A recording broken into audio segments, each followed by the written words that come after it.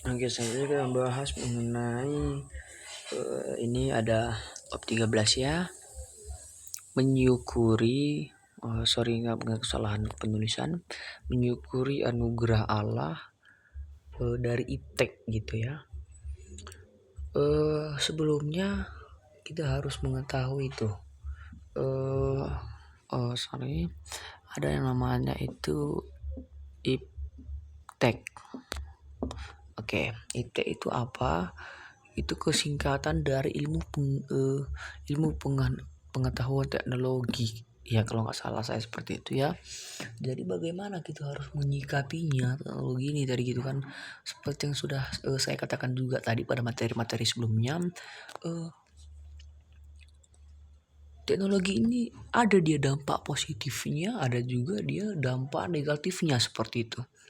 Salah satu dampak positifnya itu adalah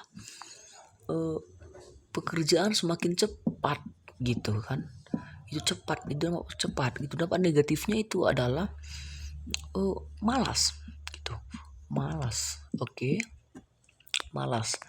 Oke, cepat ini di dalam aspek apanya gitu, tadi kita kan bahas kembali lagi. Cepat ini dalam aspek apanya seperti itu kan. Cepat ini dalam aspek bisa dikatakan dalam mungkin menggali informasi gitu. Kalau seperti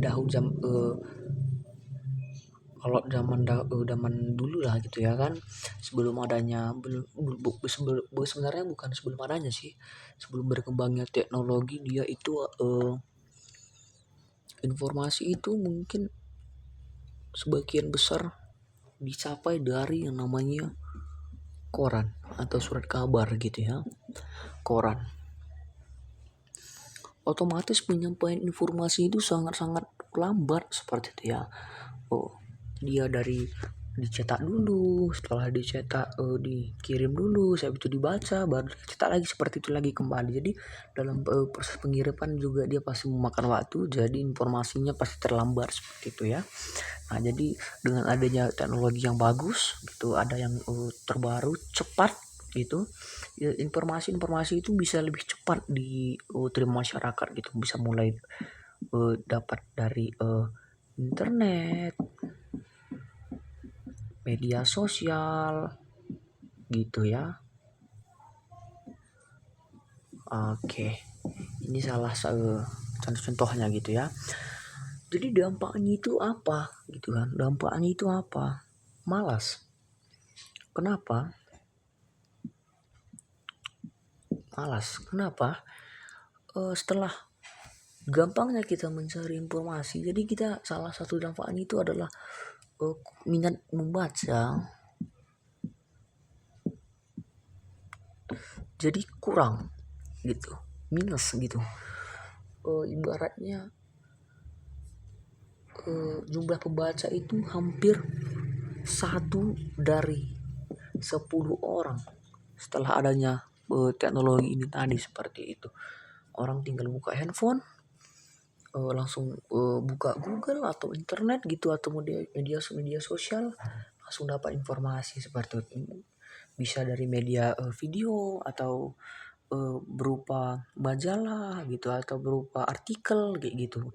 Dan memang tidak jarang orang itu malas sekali membaca artikel gitu. Ibaratnya itu ada 11 orang lah seperti itu. Oke, jadi bagaimana sih kita harus menanggapi masalah-masalah seperti ini, seperti itu kan? Salah satu caranya itu adalah membatasi jadwalnya gitu. Karena dengan cara kita membatasi jadwalnya itu lebih bisa mengurangi namanya yang malas. Mungkin aturnya pekerjaan sudah selesai dengan tidak menggunakan handphone terlalu lama, jadi kita bisa dengan membatasi jadwal ini, apabila misalnya kita bekerja, apabila suatu pekerjaan itu tidak dilakukan secara langsung, otomatis akan lebih singkat waktunya. Cuma lantaran ada menggunakan handphone atau segala macam itu pasti lambat, jadi kita membatasi waktunya gitu. Oke, jadi mungkin salah itulah cara yang paling efektif untuk uh, apa namanya mengsikapi kedatangan teknologi itu tadi, mungkin uh, apa namanya mengatur jadwal.